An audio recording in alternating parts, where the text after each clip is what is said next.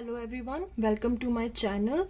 Today we will be talking about cell injury, and this video will be divided into multiple parts. So first of all, we'll start with the basics of pathology. Now what is pathology? It is the study of structural, biochemical and functional changes that occurs in the cell, tissues and organs. Okay कि क्या क्या changes आते हैं cell के अंदर, sales जो tissue बनाता है और टिश्यू जो ऑर्गन्स बनाता है. ठीक है, हमारा जो पैथोलॉजी में मेन काम है, we have to study about why certain signs and symptoms are manifested in the patients, and we can use multiple tools for that. Then there is morphological, microbiological, immunological and molecular techniques. So pathology forms a bridge between the basic science and the clinical medicine. Okay, so now this pathology is divided into two parts, that is the general pathology and the systemic pathology. Now what is general pathology? In general pathology we are more concerned with the common reactions that are occurring in the cell due to injurious stimulus. कोई बाहर से injury आई, cell को लगी और cell के अंदर क्या क्या रिएक्शंस हुए. जैसे कि कोई बैक्टीरियल इन्फेक्शन है, उससे क्या होता है कि एक्यूट इन्फ्लामेशन हो जाता है, तो वो हमारी जनरल पैथोलॉजी होगी. अगर वही चीज हम एक पर्टिकुलर ऑर्गन सिस्टम जैसे कि कार्डियोवैस्कुलर सिस्टम है या जीआईटी है या यूरोजेनाइटल सिस्टम है, उसके अंदर क्या क्या चेंजेस आते हैं, अगर कोई पर्टिकुलर डिजीज होता है तो उसको सिस्टमिक पैथोलॉजी बोलते हैं. Now there are 4 aspects of disease process. ठीक है, अब अगर कोई डिजीज किसी के शरीर में स्टार्ट होता है तो कहाँ से स्टार्ट होता है, क्या क्या चीजें होती हैं, और जब पेशेंट आता है डॉक्टर के पास तो वो क्या लेकर आता है, वो उसके अंदर जो साइंस और सिम्टम्स आते हैं वो कैसे आते हैं. तो सबसे पहले क्या होता है, कॉजेशन. कॉजेशन का मतलब होता है कि क्या इटियोलॉजी है, क्या रीजन था जिसकी वजह से उसको वो पर्टिकुलर डिजीज हुआ. उसके बाद उसके जो टिश्यूज हैं उसमें क्या बायोकेमिकल और मॉलिक्यूलर चेंजेस आएंगे, उसको बोलते हैं पैथोजेनेसिस. ठीक है, उसके बाद जो उसका स्ट्रक्चरल एंड फंक्शनल ऑल्टरेशन था उसको बोलते हैं मॉर्फोलॉजिक चेंजेस. ये सब होने के बाद जब पेशेंट आता है अपनी बीमारी के साथ उसको बोलते हैं क्लिनिकल कॉन्सिक्वेंसेस और clinical manifestation. Now there are stages of cellular response to stress and injurious stimulus. ये सब अब हम पढ़ेंगे इसको, तो हमने ये देखना है कि पहले क्या क्या स्टेप्स होते हैं और कैसे कैसे इंजरी होती है. तो जैसे कि हमें पता है एक नॉर्मल सेल है, जब नॉर्मल सेल होता है अपनी स्टेबिलिटी में होता है उसको हम बोलते हैं होम्योस्टेसिस. ठीक है, जब सारे फंक्शंस बायोकेमिकल, मैकेनिकल सब फंक्शंस नॉर्मल चल रहे हैं उसको बोलते हैं होम्योस्टेसिस. अब अगर हम सपोज करें कि सेल को या तो कोई स्ट्रेस है या तो कोई बाहर से इंजूरियस स्टिमुलस आया, ठीक है, तो क्या होगा, दो चीजें हो सकती हैं. या तो सेल कर जाएगा अडेप्ट, ठीक है, या तो वो अडेप्ट कर लेगा. ठीक है, अब अडेप्टेशन में जैसे कि हमें पता होता है कि सपोज प्रेगनेंसी है तो प्रेगनेंसी में यूट्रस बड़ा हो जाता है, उसकी हाइपरट्रॉफी हो जाती है या उसका हाइपरप्लेजिया हो जाता है, उसको हम बोलते हैं उसकी सेल ने अडेप्ट कर लिया. ठीक है,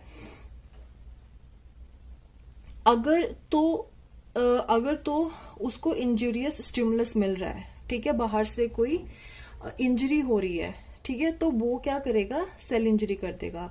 अगर सेल अडेप्ट कर भी रहा है, ठीक है, अगर कोई इंजरी हुई है और सेल ने अडेप्ट कर लिया लेकिन जो सेल है अब उसको अडेप्ट नहीं कर पा रहा है, लगातार इंजरी होती जा रही है और वो अडेप्ट नहीं कर पा रहा है, तो वो भी सेल इंजरी कर देगा. ठीक है, अब सेल इंजरी या तो डिपेंड करता है कि जो स्टिमुलस था वो माइल्ड था कि सिवियर था. अगर तो स्टिमुलस माइल्ड है, ठीक है, तो क्या होगा, रिवर्सिबल सेल इंजरी होगी. मींस जब वो स्टिमुलस हम हटा देंगे या बिल्कुल माइल्ड है तो मतलब वो सेल अपनी नॉर्मल पोजीशन पे, अपने नॉर्मल फंक्शंस पे आ जाएगा. लेकिन अगर किसी रीजन की वजह से जो इंजरी पड़ रही है सेल पे वो बहुत ही ज्यादा सिवियर है और लगातार बढ़ती जा रही है तो हो जाएगी इरिवर्सिबल सेल इंजरी। अब जो इरिवर्सिबल सेल इंजरी है वो दो तरीके से होती है, या तो होगी नेक्रोसिस या तो होगी एपोप्टोसिस। ठीक है, तो नेक्रोसिस होगी या एपोप्टोसिस होगी वो डिपेंड करेगा, और उसके बाद होगी सेल डेथ। ठीक है, तो सेल इंजरी पे जो हम इरिवर्सिबल इंजरी है जिसमें नेक्रोसिस और एपोप्टोसिस होता है वो हम अपने नेक्स्ट वीडियो में देखेंगे। अभी हम सिर्फ पढ़ रहे हैं सेल इंजरी के बारे में। ठीक है, अब हमें पता है कि सेल इंजरी हो रही है, अब हमें देखना है कि सेल इंजरी क्यों हो रही है, ऐसी क्या रीजन है कि सेल को स्टिमुलस मिल रहा है। तो या तो सबसे जो मेन कॉज होता है ऑक्सीजन डिप्राइवेशन, या तो कोई फिजिकल एजेंट है, केमिकल एजेंट है, इन्फेक्शन हो रही है, या अंदर ही अंदर उसके अंदर कोई रिएक्शन हो रहा है, इम्यूनोलॉजिक रिएक्शन है, या कोई जेनेटिक अबनॉर्मलिटी है, या न्यूट्रिशनल इम्बैलेंस है। ठीक है, अब हम इसको एक एक करके पढ़ते हैं कि क्या क्या होता है। सो अब हम बात कर रहे हैं ऑक्सीजन डिप्राइवेशन की। जब टिश्यू के पास ऑक्सीजन नहीं पहुंच रहा है due to reduced blood supply, तो उसको बोलते हैं हाइपोक्सिया। अगर डेफिशिएंसी ऑफ ऑक्सीजन हो रहा है तो हमने उसको क्या बोलना है, हाइपोक्सिया। तो हमें पता है, हमने स्कूल में भी पढ़ा कि मैकेनिज्म ऑफ एक्शन क्या होता है कि जब कोई रिड्यूस्ड एरोबिक ऑक्सीडेटिव रेस्पिरेशन होगा because of deficiency of oxygen तो सेल इंजरी होगी। ठीक है, नाउ हमें अब देखने की हाइपोक्सिया कौन कौन कर सकता है। जैसे कि हमने बताया कि अगर रिड्यूस ब्लड फ्लो है तो उसको बोलते हैं इस्चीमिया। ठीक है, ये वर्ड्स पता होने चाहिए कि इस्चीमिया और हाइपोक्सिया में डिफरेंस क्या होता है। ठीक है, इस्चीमिया तब बोलते हैं जब ब्लड फ्लो कम होता है, और हाइपोक्सिया तब बोलते हैं जब डेफिशिएंसी ऑफ ऑक्सीजन होता है। ठीक है, उसके अलावा पेशेंट को अनीमिया या फिर कार्बन मोनोऑक्साइड पॉइजनिंग है। ठीक है, तो ये दोनों चीजें क्या करती हैं, they reduce the oxygen carrying capacity of the blood. ठीक है, उसकी वजह से जो ब्लड है वो टिश्यू तक नहीं पहुंचता और हाइपोक्सिया हो जाता है। ठीक है, and then that will lead to cell injury. उसके बाद ये सब की वजह से अगर ब्लड नहीं पहुंच रहा है तो जो वेसल है उसका साइज भी रिड्यूस हो जाएगा। ठीक है, तो वो क्या करेगा, उससे टिश्यू तक क्योंकि ब्लड सप्लाई नहीं पहुंच रही है तो वो सेल्स की एट्रोफी हो जाएगी। ठीक है, उसके बाद हम आ जाते हैं फिजिकल एजेंट्स में। फिजिकल एजेंट्स मीन्स जो बाहर से कोई इंजरी आ रही है, जैसे कि मैकेनिकल ट्रॉमा हो गया। ठीक है, और उसके अलावा it can be due two extremes of temperature, की बहुत ज्यादा टेम्परेचर ज्यादा था, बर्न हो गया, या टेम्परेचर कम था जिसकी वजह से फ्रॉस्ट बाइट हो गया। ठीक है, या फिर there can be sudden change in atmospheric pressure, कि अगर आप बहुत जैसे कि अगर हाई ऑल्टीट्यूड पे जा रहे हैं, ठीक है, then they can be other reasons also like radiation और electric shock, they can lead to tissue injury. ठीक है, उसके बाद फिजिकल एजेंट्स है तो केमिकल एजेंट्स भी होंगे, है ना। केमिकल में नॉट जस्ट कि कोई केमिकल बट कि बाहर से कोई पॉइजनस केमिकल आ रहा है, बट जो हमारे अंदर नॉर्मली केमिकल्स होते हैं जैसे कि ग्लूकोज और सॉल्ट, वो हाइपरटोनिक सॉल्यूशन में भी इंजरी कर सकते हैं। उसके अलावा अगर डिरेंजिंग इलेक्ट्रोलाइट्स या फ्लूइड बैलेंस है सेल में तो हो सकता है, या फिर अगर कोई ट्रेसेस ऑफ पॉइजन्स हैं like arsenic, cyanide and mercury, या फिर कोई इन्वायरमेंटल पोल्यूटेंट्स, इंसेक्टिसाइड्स, हर्बिसाइड्स, उसके अलावा industrial and occupational hazards like carbon monoxide, asbestos and recreational drugs like alcohol.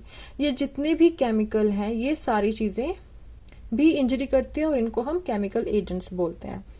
उसके बाद आ जाते हैं इन्फेक्शियस एजेंट्स।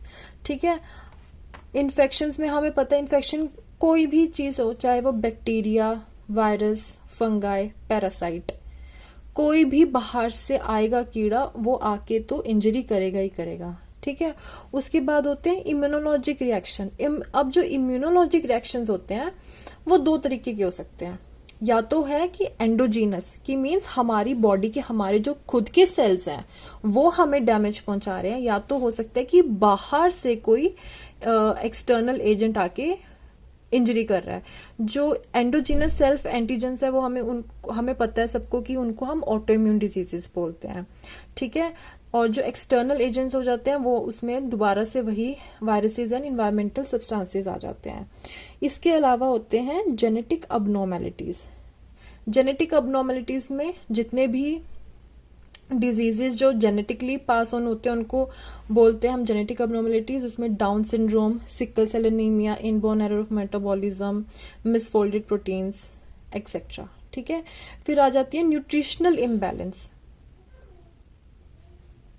न्यूट्रिशनल इम्बैलेंस में कोई भी चीज हम कुछ भी ले, हम चाहे उस चीज को बहुत ज्यादा क्वांटिटी में ले चाहे बहुत कम क्वांटिटी में ले, दोनों ही चीजें टॉक्सिक होती हैं। ठीक है, अगर जैसे कि प्रोटीन कैलोरी डेफिशिएंसी हो रही है, ठीक है, कोई पेशेंट खाना ही नहीं खा रहा है, न्यूट्रिएंट ही नहीं ले रहा, तो उसको क्या होगा, एनोरेक्सिया नर्वोसा होगा। ठीक है, ये साइकोलॉजिकल डिसऑर्डर होता है जहाँ पे पेशेंट खाना खाना बंद कर देता है। ठीक है, या तो फूड शॉर्टेज है या पुअर डाइट है, या फिर कोई पेशेंट है जो कि बहुत ही ज्यादा खाना खा रहा है। ठीक है, उसकी वजह से क्या होता है, उसकी वजह से डायबिटीज होता है और कैंसर होता है। ये जो मेटाबॉलिक डीअरेंजमेंट्स होती हैं और जो ये क्रॉनिक इंजरी होती हैं, ये सिर्फ सेल को बाहर से इंजर नहीं करती, बट ये चीजें इंट्रा सेलुलर एक्यूमुलेशंस में भी काम करती हैं। नाउ क्या होता है कि सेल के अंदर डेपोजिशंस होने लग जाते हैं। अब वो डेपोजिशंस हो सकते हैं या तो प्रोटीन्स हो, या तो लिपिड्स हो, या फिर कार्बोहाइड्रेट्स हो। ठीक है, अब ये जो डेपोजिशन होती हैं ये भी सेल इंजरी करती हैं। एक सबसे जो कॉमन चीज होती है वो होती है कैल्शियम की डेपोजिशन। ठीक है, जब कैल्शियम की डेपोजिशन होती है उसको हम बोलते हैं पैथोलॉजिक कैल्सिफिकेशन। पैथोलॉजिक कैल्सिफिकेशन हम क्यों बोल रहे हैं कि जब कैल्शियम डिपॉजिट होता है किसी डेड सेल में, जब वो सेल मर गया है तब उसके अंदर जब कैल्शियम डिपॉजिट हो तो उसको हम बोलते हैं पैथोलॉजिक कैल्सिफिकेशन। अब हमने देखा कि कैसे जब कोई इंजरी हुई है, कोई स्टिमुलस आया है तो सेल में इंजरी है, लेकिन जो सबसे पहले चीजें क्या चेंजेस आते हैं सेल में वो होता है मॉलिक्यूलर और बायोकेमिकल लेवल पे। ठीक है, उसके बाद क्योंकि पहले मॉलिक्यूलर और बायोकेमिकल लेवल पे हो रहा है तो यहाँ पे ना एक टाइम लैग आ जाता है between the stress and the morphologic injury. ठीक है, कि जो स्ट्रेस आया और क्या मॉर्फोलॉजिकल इंजरी हुई उसमें एक टाइम लैग होता है। ठीक है, सो यहाँ पे हम देख सकते हैं कि this is the duration of injury and this is the effect of injury. ठीक है, ये है रिवर्सिबल सेल इंजरी, ये है इरिवर्सिबल सेल इंजरी। तो देखो ये सेल फंक्शन है, जो ये रेड लाइन दिखा रही है सेल फंक्शन है। सबसे पहले क्या होगा, बायोकेमिकल ऑल्टरेशन होगी। बायोकेमिकल ऑल्टरेशन हो रही है, सेल डेथ हो रहा है। ठीक है, उसके बाद उसके अंदर अल्ट्रा स्ट्रक्चरल चेंजेस आएंगे। ठीक है, अल्ट्रा स्ट्रक्चरल चेंजेस मीन्स जो सेल के अंदर माइटोकॉन्ड्रिया है, एंडोप्लाज्मिक रेटिकुलम है, प्रोटीन्स है, उनके अंदर चेंजेस आएंगे। ठीक है, उसके बाद जब हम उसको माइक्रोस्कोप में देखेंगे तो क्या क्या चेंजेस हमें दिखेंगे वो हम लाइट माइक्रोस्कोपी पे देख सकते हैं। ठीक है, लाइट माइक्रोस्कोपी चेंजेस होने के बाद फिर उसके अंदर ग्रॉस मॉर्फोलॉजिकल चेंजेस आएंगे, कि मीन्स अगर हम उस बंदे का हम अगर ऑर्गन निकाल के देखें तो हमें उस ऑर्गन के अंदर क्या क्या चेंजेस मिलेंगे, उसको हम ग्रॉस मॉर्फोलॉजिकल चेंजेस बोलते हैं। सो रिवर्सिबल सेल इंजरी जो होती है वो क्या होता है, उसके अंदर फंक्शनल और स्ट्रक्चरल ऑल्टरेशंस होती है in the early stages of the injury या फिर माइल्ड फॉर्म ऑफ इंजरी। ठीक है, तो मतलब क्या है कि स्ट्रेस आया तो सेल के अंदर जो फंक्शनल और स्ट्रक्चर ऑल्टरेशंस होती हैं अर्ली स्टेजेस में वो हमें पता चलती हैं। क्यों, क्योंकि हम इसको रिवर्सिबल क्यों बोल रहे हैं, क्योंकि अगर जो हमारे पास जो स्ट्रेस आ रहा है, जो स्टिमुलस आ रहा है, अगर हम उसको हटा दें तो जो सेल है वो अपनी नॉर्मल स्टेट पे आ जाएगा। ठीक है, अब इसके हमारे दो फीचर्स होते हैं। जब रिवर्सिबल सेल इंजरी होती है तो दो फीचर्स होते हैं। सबसे पहले वाला फीचर होता है सेलुलर स्वेलिंग। मींस जो सेल होता है उसकी जनरलाइज्ड स्वेलिंग हो जाती है। ठीक है, अब जो ये जनरलाइज स्वेलिंग हो रही है, जो सेल बड़ा हो रहा है, अब जो ये सेल बड़ा हो रहा है वो क्यों हो रहा है, क्योंकि क्या होता है कि जो टॉक्सिन्स हैं, जो स्टिमुलस हैं, उनकी वजह से वो माइटोकॉन्ड्रिया को डैमेज करते हैं। जब माइटोकॉन्ड्रिया डैमेज होता है उसकी वजह से माइटोकॉन्ड्रियल ऑक्सीडेटिव फॉस्फोराइलेशन होती है। ठीक है, वो उसने क्या करना है, उसने एटीपी को कम कर देना है। ठीक है, एटीपी कम होगा तो जो सोडियम पोटेशियम पंप नॉर्मली चलता है वो एटीपी डिपेंडेंट होता है, ये हमने स्कूल में भी पढ़ा है। ठीक है, अब क्योंकि एटीपी रिड्यूस हो गया तो जो सोडियम पोटेशियम पंप था एटीपी डिपेंडेंट, वो भी नहीं चलेगा। जब वो भी नहीं चलेगा तो सेल के अंदर पानी आ जाएगा, तो सेल की स्वेलिंग हो जाएगी। अब जब सेल की स्वेलिंग होगी तो वो क्या होगा कि जो सेल है ना, अगर ये नॉर्मल हमारा सेल है और इसके अंदर ये न्यूक्लियस है, ये सेल की प्लाज्मा मेम्ब्रेन है ना, अगर इस सेल के अंदर स्वेलिंग होगी तो सेल का साइज भी बड़ा हो जाएगा और जो मेम्ब्रेन है सेल की उसके अंदर भी ऐसे ऐसे ब्लेब्स बन जाएंगे। ठीक है, सेल ऐसा बन जाएगा, स्वेलिंग होएगी, ब्लेबिंग ऑफ प्लाज्मा मेम्ब्रेन होएगा, जो उसके अंदर राइबोसोम्स थे उनकी डिटैचमेंट हो जाएगी। ठीक है, जो ये हमारा न्यूक्लियस है इसकी क्लम्पिंग हो जाएगी, न्यूक्लियर क्रोमैटिन की क्लम्पिंग हो जाएगी और ये हमारा फर्स्ट साइन होगा। उसके बाद जो दूसरा फीचर होता है इसके अंदर वो होता है फैटी चेंज। क्यों हो रहा है, क्योंकि जो हमारा मेटाबॉलिक पाथवे डिसरप्ट हुआ था उसकी वजह से हमने पहले जैसे बताया था ना कि एक्यूमुलेशंस हो जाती है, इंट्रासेलुलर एक्यूमुलेशंस होती हैं, तो उसके अंदर जब ट्राइग्लिसराइड फिल्ड लिपिड वैक्यूल्स बन जाते हैं सेल के अंदर, उसको बोलते हैं फैटी चेंज। तो जो अगर हम ग्रॉसली देखेंगे, ग्रॉसली मीन्स अगर हम ऑर्गन को डायरेक्टली देखते हैं तो जो ऑर्गन होता है वो पेल दिखता है और उसका वेट भी बढ़ जाता है। वेट क्यों बढ़ रहा है, क्योंकि सेल्स की स्वेलिंग हो रही है ना, उसके अंदर पानी भर रहा है तो सेल का वेट भी बढ़ जाएगा। अगर हम माइक्रोस्कोप के नीचे देखेंगे सेल को तो जो सेल का साइटोप्लाज्म होगा उसके अंदर हमें स्मॉल क्लियर वैक्यूल्स दिखेंगे। ठीक है, जैसे ये हमारा सेल है, ठीक है, ये न्यूक्लियस है और ये जो सारा बाहर ये दिख रहा है ये सारा साइटोप्लाज्म है। ठीक है, तो इसके अंदर जो स्मॉल क्लियर ऐसे वैक्यूल्स बन जाएंगे। ठीक है, उसके बाद जो ये वैक्यूल्स बनते हैं इसको हाइड्रोपिक चेंज या फिर वैक्यूलर डीजनरेशन भी बोलते हैं। हाइड्रोपिक मीन्स जो पानी अंदर भर रहा है। ठीक है, वैक्यूलर मीन्स ये जो वैक्यूल्स बन रहे हैं इसको वैक्यूलर डीजनरेशन भी बोल सकते हैं। ठीक है, अगर हम HNE स्टेनिंग करेंगे, ठीक है, हेमोटॉक्सिलिन या इयोसिन स्टेनिंग करेंगे, उसके अंदर यूजुअली जो साइटोप्लाज्म होता है वो हमें पता है वो पिंकिश पर्पलिश सा दिखता है। ठीक है, लेकिन इस केस में जो साइटोप्लाज्म हमें दिखेगा सेल के अंदर वो रेड दिखेगा। अब वो रेड क्यों दिख रहा है, क्योंकि जो सारा सेल हमारा डिस्ट्रॉय हुआ उसके अंदर जो सारा प्रोटीन, सारा इंट्रासेलुलर जितने भी हमारे कंपोनेंट्स थे वो सारे डीजनरेट हो गए, जिसकी वजह से जो आरएनए था वो भी लॉस्ट हो गया। आरएनए लॉस्ट होने की वजह से अब वो जो साइटोप्लाज्म है वो हमें रेड दिखता है, इसलिए हम उसको इयोसिनोफिलिक बोलते हैं।